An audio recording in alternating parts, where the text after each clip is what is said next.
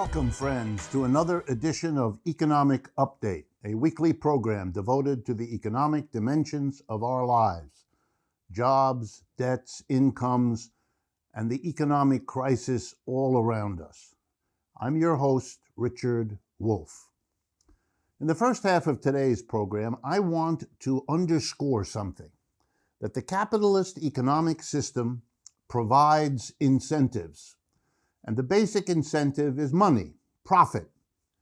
And I want you to see examples of the pursuit of what this system incentivizes, the pursuit of profit, during a pandemic, during an economic crash.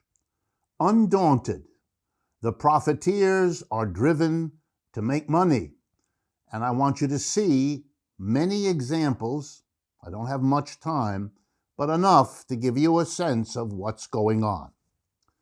So let me begin with Cadbury Chocolates.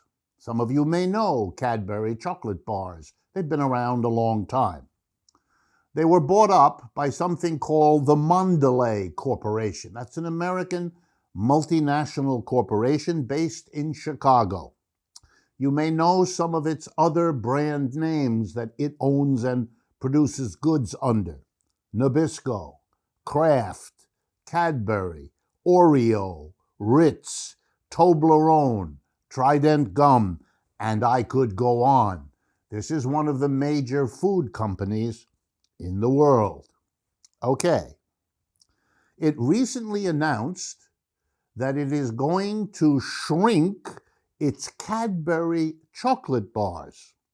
The weight is going to be reduced by a good 15 to 20% less chocolate and other ingredients in the chocolate bar. But, of course, the price will remain the same. You will pay the same, but you won't get as much chocolate bar.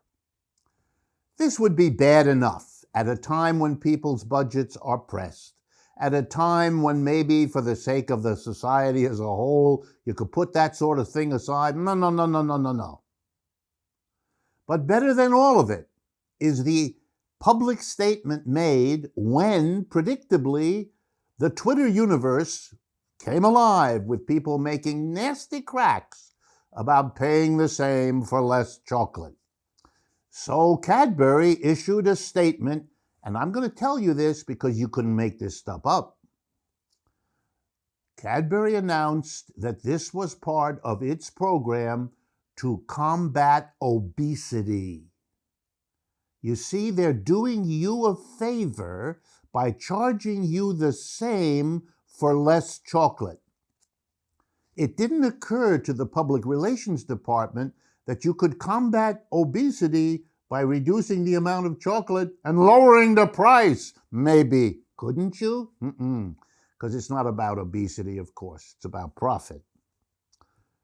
And Cadbury is famous for this. A few years ago, they changed the Toblerone chocolate bar. You might have thought that Toblerone was made in Switzerland. Yes, once, long ago.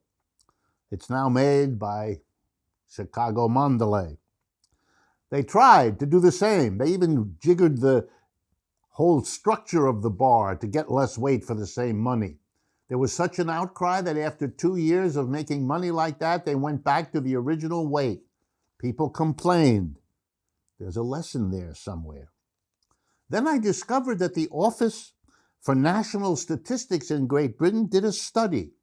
And it found, and I have to look at my notes to get it correct, between January 2012 and June 2017, that's before the pandemic, 2,529 products shrank in size while their prices remained the same. And they were mostly food and drink. Capitalism has an incentive system. And the bottom line is, we get screwed. Barcelona, Spain, a different kind of story. They have some radical people in office in Barcelona, as they do throughout Catalonia. And they recently did something interesting. They wrote a letter, the city politicians, to 14 companies that collectively own 194 empty apartments in Barcelona, telling them that if they didn't find a tenant within 1 month, the city would take possession of the properties, pay them half the commercial value of the apartment, and rent them out to middle and lower income people who need housing. I could go on because Catalonia has done a number of things like this. I just want everyone to understand that there are places in the world where you actually fight against the incentives of capitalism in order to help human beings who need it. Next item, and you'll see how these add up. Malls are dying across America by the thousands, and the retail stores anchoring them in them are also dying. One of them is Macy's, that many of you have heard of because it's been around as a department store for a long time. Its stock is currently down 60% from its recent high. But that doesn't dissuade the directors of the company, who just gave $9 million bonus to the top 6 executives. Before COVID hit, they had announced they were planning to close 125 Macy's. That's tens of thousands of people losing their jobs. After COVID hits, they're going to close more. CEO Jeff Gennette took a pay cut in April, but it was reversed since April. And he has now gotten a $3.7 million bonus, the biggest of all the executives. Macy's may be going down the tube. Malls may be going down the tube. You and I may be having economic problems, but not at the top of the capitalist system. They're doing just fine. Then there's the International Monetary Fund, which, with a red face, announced last week that $10 billion that had been given to countries to fight the COVID-19 virus turned out to actually have been used by those countries to pay back private banks that had lent to those countries.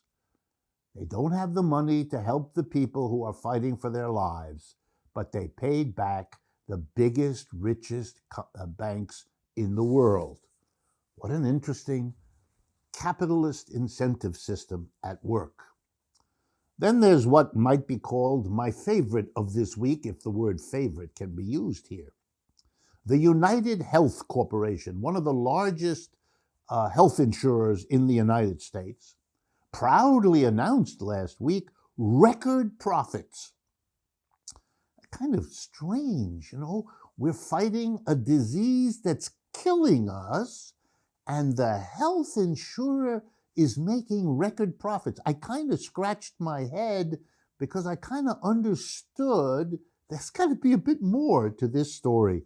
And I'm happy to report to you there was. So let me tell you and share it with you. And if this isn't an example of profiting off people's suffering, I don't know what is. Here's the problem. It turns out that with over 50 million people who have had to file unemployment compensation claims in the last 16 weeks, folks are really pinched in terms of covering their budgets. That's why we're facing a crisis of evictions and rents not being paid and mortgage monthly payments not being made and people in really desperate trouble. So it turns out, now that you think about it, I think you'll share with me the understanding it's not that surprising. It turns out that people have decided to defer visiting a doctor or a hospital or a clinic. Why? Because they can't cover the deductible and the copays. Modest as they are, sometimes they're not modest at all. But whatever they are, people can't.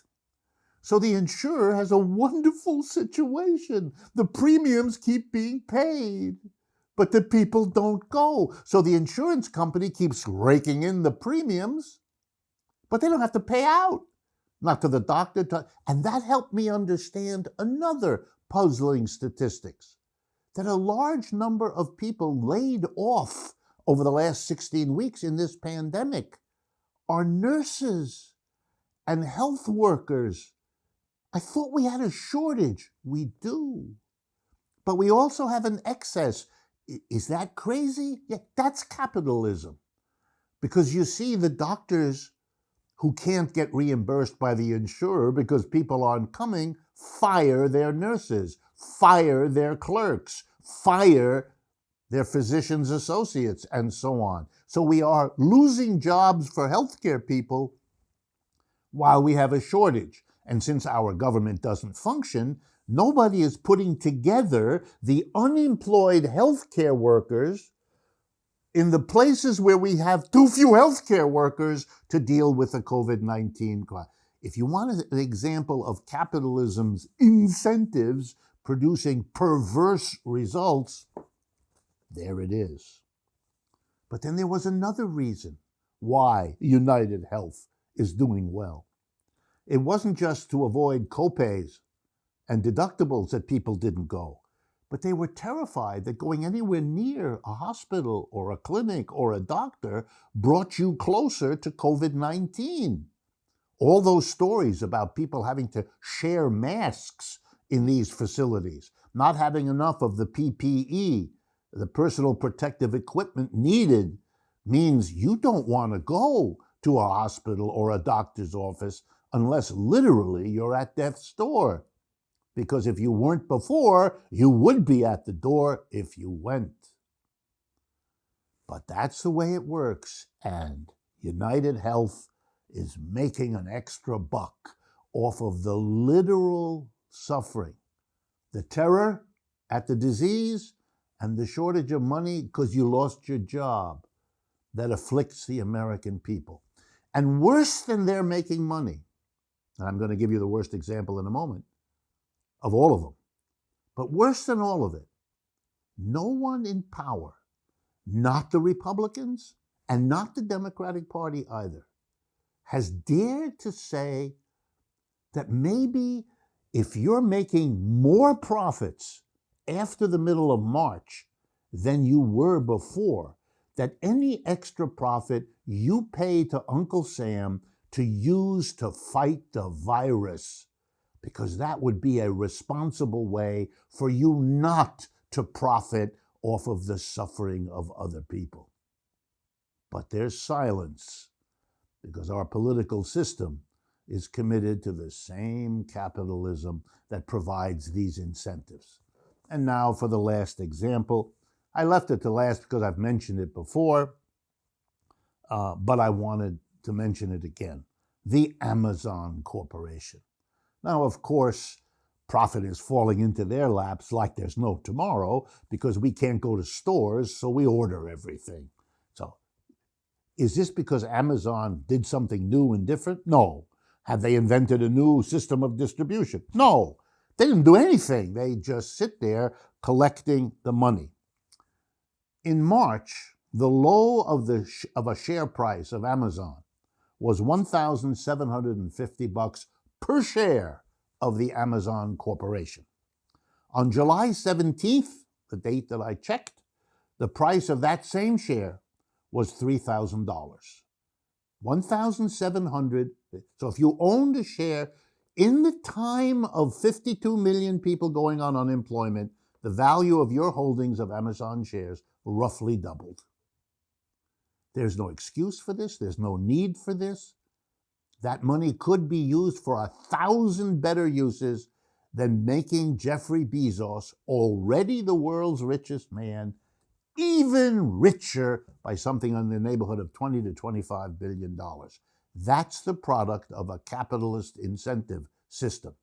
Think about it the next time you hear stories about how capitalism is an incentive-based system.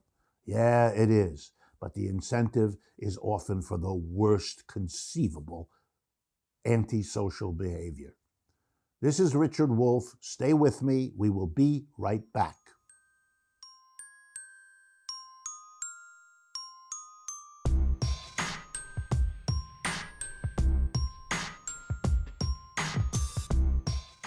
Welcome back, friends, to the second half of today's economic update.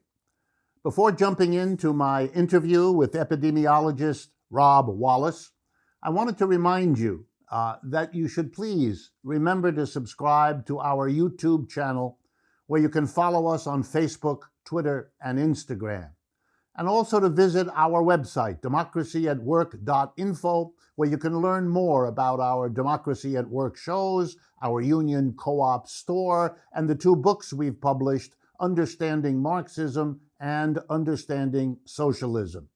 And as always, a special thanks to our Patreon community, whose invaluable support helps make this show possible.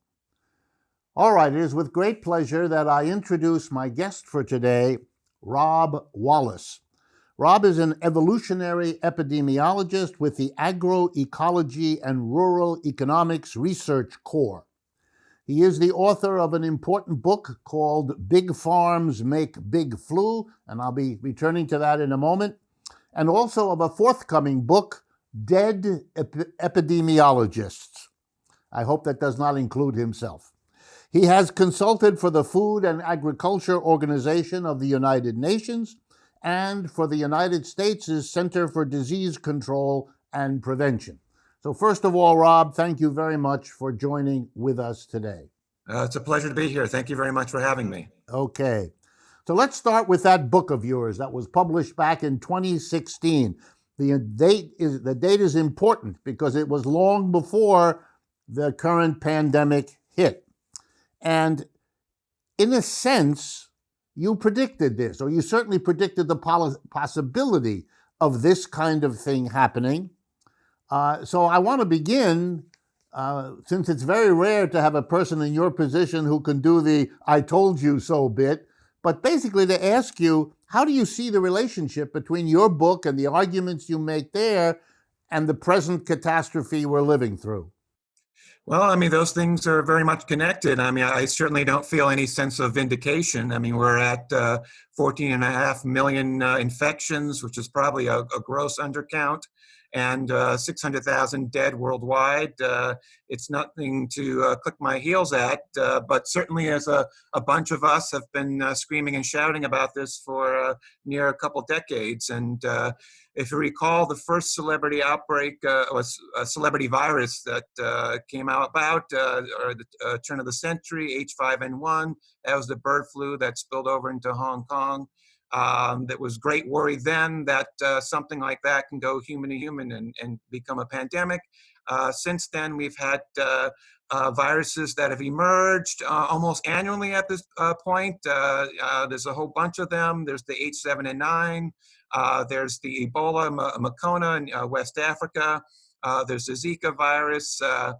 There's of course, the H1N1 2009 that emerged off farms outside Mexico City and did indeed go pandemic. So we've been given warnings time and again, not only from epidemiologists, but from the viruses themselves that we have are in a dangerous situation, and many a pathogen is circulating that has the potential to do exactly what we've seen.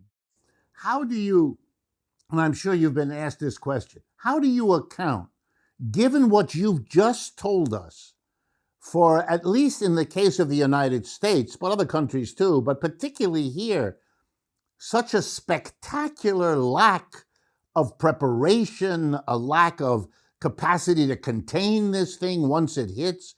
How do you begin to account for that to those of us who are not in your field but heard what you have to say? Yeah, I mean, it's quite stunning, isn't it? In a matter of months, we have, in essence, a declining empire in full view of the world.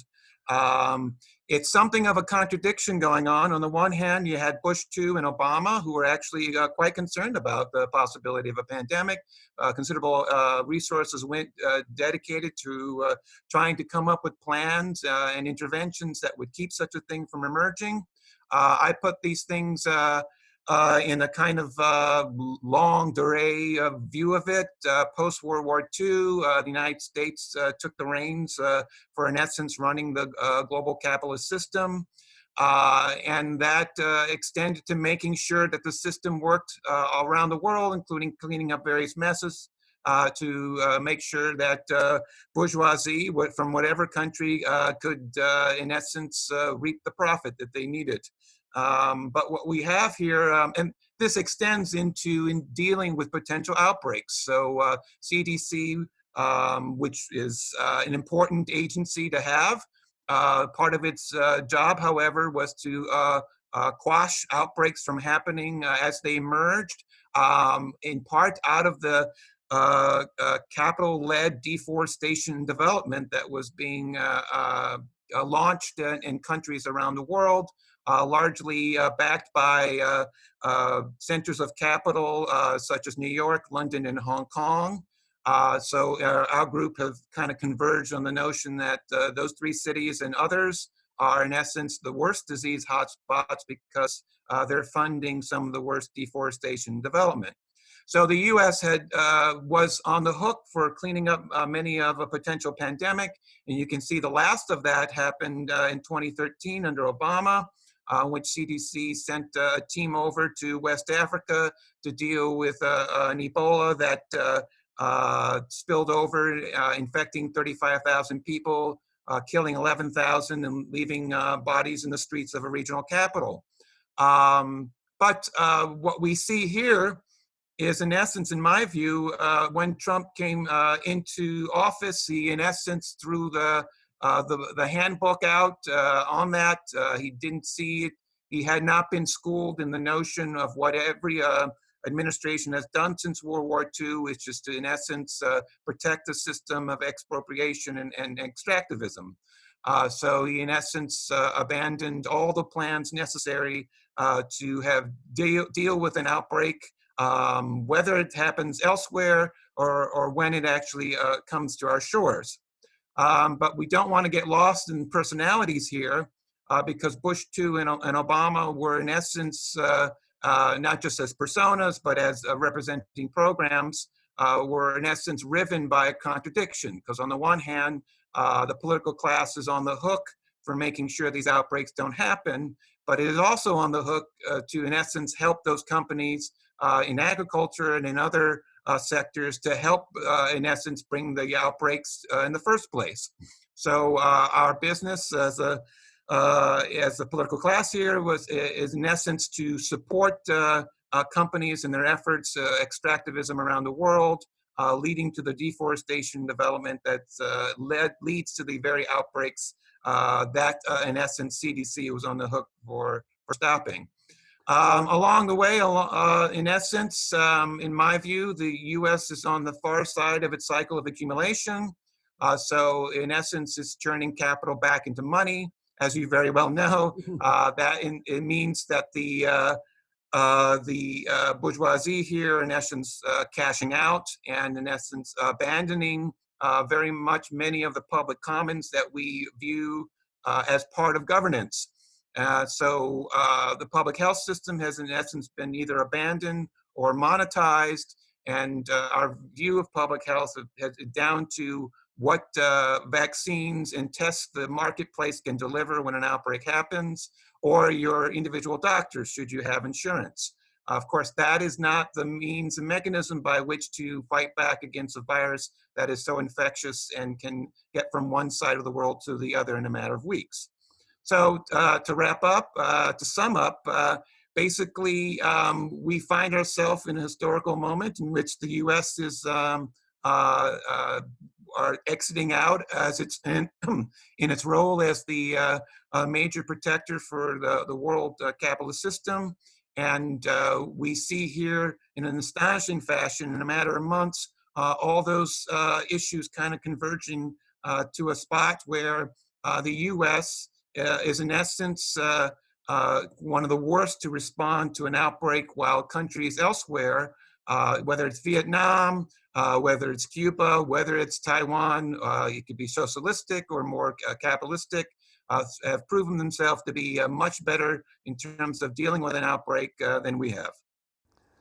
If I follow you, then the remarkable thing is that the same big business interests, led particularly by banks, are perfectly happy to continue funding all of the deforestation, agricultural extension of planting, monocrop, all of that you point to as a cause of this disaster, but they are also willing, by letting a man like Trump do what he does, with the at least complicity of the big banks community, they are willing, in a sense, or am I going too far, to pay the price, literally, in life itself for the ability to continue that other part, namely the funding of these kinds of development. Well, it's a really a complex possibility to unpack there. Clearly in the election 2016, Wall Street backed Hillary over Trump. Trump wins. He's dedicated to supporting the largest corporations, as the CARES Act shows, in which much of the money that was supposed to go toward coronavirus control was basically given to cronies and large banks and much of the capitalist class in such a way that much of the rest of the country was largely abandoned. The American people were given one lousy $1,200 check, some unemployment at $600 a month that's already run out. So there really is conflicting signals of one at the same time attempting to preserve the last of the extractivism involved in that here at home, also abroad, but at the same time entering some truly dangerous territory for them, because even the American people have long backed this very system, are finding that such a system, as you were getting at, is perfectly happy to allow many thousands of Americans to die. Yeah. Do you see more of these pandemics and viruses coming down the pike? Yeah, I mean that was the kind of the shock of COVID-19, which is caused by a SARS-2. That most of us had our eye on African swine fever in China that had killed half their hog, and showed potential to be able to transmit through multiple modes of infection. And given that hog have very similar immune systems to humans, it looked bad. Already China this year identified another influenza that seems to be capable or likely to be able to go human to human. So certainly what was previously something that was a new infection that could be potentially pandemic was emerging 1 year to the next. Now we have multiple circulating in parallel in such a way that clearly SARS-2, this COVID-19, isn't the end of the story. And the likelihood of having a virus that kills many more people, more beyond the 1% case fatality rate. I mean, something like 15 or 20% is certainly possible. And the notion that we would wait another 100 years for something as terrible as this to emerge is unlikely. That something else is already circulating out there with the human race as its target. And unless we foundationally shift out of our means of social reproduction, whether it's in agriculture itself or more broadly speaking, the capitalist class, capitalism itself is, we're at a historical moment, a crossroads that requires us to foundationally shift the way that we do business.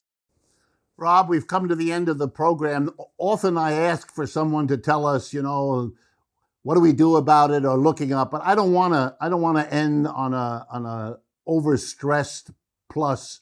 I would rather let the importance of what you've said sink in. Thank you very, very much for being with us and sharing your expertise. Good luck with the Dead Epidemiologist book. And once again, for my audience, this is very important material to think about and digest. And I look forward to speaking with everyone again next week.